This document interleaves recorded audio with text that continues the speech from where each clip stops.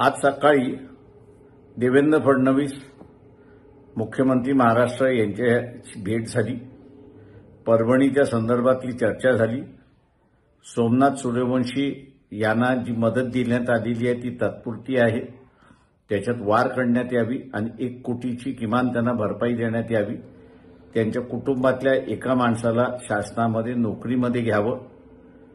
त्याच्याचबरोबर लाठीचार्ज हा एसपी किंवा आयजीच्या अधिकाराखाली झालेला नाही, तर खालच्या अधिकाऱ्यांनी स्वतःहूनच त्या ठिकाणी केलेला आहे।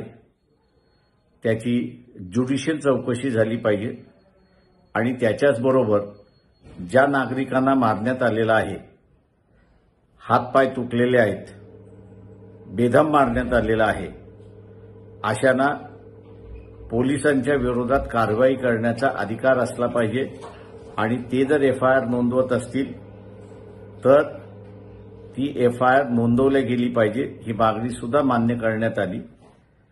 वस्त्यांमध्ये जाऊन ज्यांची घरं मोडण्यात आलेली आहेत, दरवाजे मोडण्यात आलेले आहेत, अशांना असताना शासनाने कॉम्पन्सेशन द्यावं, तर ते कॉम्पन्सेशन सुद्धा त्यांनी त्या ठिकाणी मान्य केले अशी असणारी परिस्थिती आहे।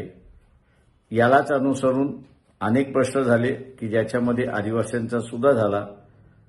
डायरेक्ट पेमेंट जे होतंय त्या संदर्भातली सुद्धा चर्चा झाली आणि या चर्चेच्या माध्यमातून रिटायर्ड डिस्ट्रिक्ट जज किंवा रिटायर्ड हायकोर्ट जज याची नेमणूक करून ती चौकशी करण्यात यावी, ही सुद्धा मागणी त्या ठिकाणी मान्य करण्यात आली।